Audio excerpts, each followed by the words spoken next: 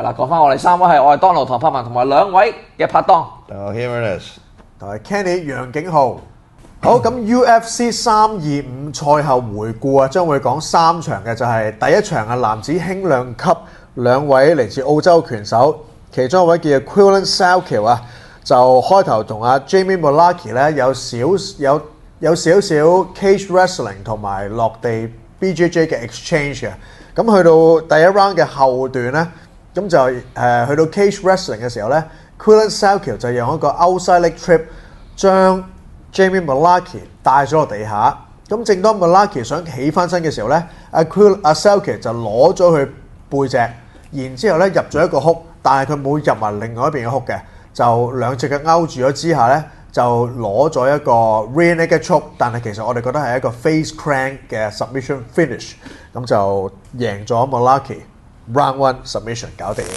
咁啊，第二場我哋想講嘅比賽咧就係 Fiziev 對 Roofy 咯喎。咁啊，呢場咧我哋就本來諗住咧就Fiziev 嘅 basic 嘢就好勁啦，咁啊得佢好勁啊，咁啊係咁喺度單拳單腳咧都入到好多路飛嘅身體嘅。咁但係咧路飛喺 round 2、round 3咧就做咗一個假 round 2就做咗一個假 jab， 跟住就直拳插中咗阿 Fiziev 個雲精，跟住佢就轉身暈暈地嗰陣時咧，就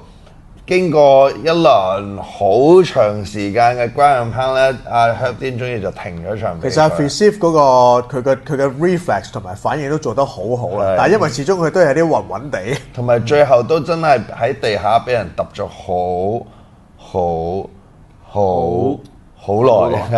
Roofy 其實咧打完之後咧，成塊面咧係一啲傷都冇嘅，好似。咁最後一場我哋揀咗 main card 嘅二番戰啊 Diego Lopes 再次挑戰現任冠軍男子羽量級阿福㗎。咁啊呢一場又係打足5個回合嘅。咁今次個形勢唔同嘅地方咧，就係阿福用咗多嘅武器啊 Diego Lopes 嗰個發揮到嘅空間又唔多啦，同埋睇起上嚟頭4彎啊個控制力依然係好夠啊，直至有一次轉裝入去嘅時候咧，就俾阿 Lopes 捉到個 timing， 右手 hook 打到個下巴 drop 咗一次下，但係意識仲喺度，起翻身 scramble 一輪就有驚無險。除咗呢一 round 應該係俾咗 Diego 之外咧，第5回合都係發揮翻阿福嘅嗰個控制力啊係。咁啊呢次5個回合打完之後就俾更加一番戰就合理地係應該俾阿福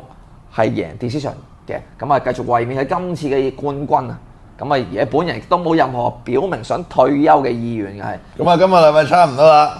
下個禮拜Fight Night啊，繼續踏實我哋嘅今日格鬥睇真啲，就會繼續為大家呢個評述嘅同埋回顧。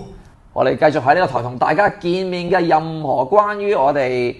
點樣睇 UFC 啊，點樣睇我哋台啊，參加我哋嘅活動啊，諸如此類咧，係仲要 PM 我哋啦。好啦 OK，拜拜。拜拜。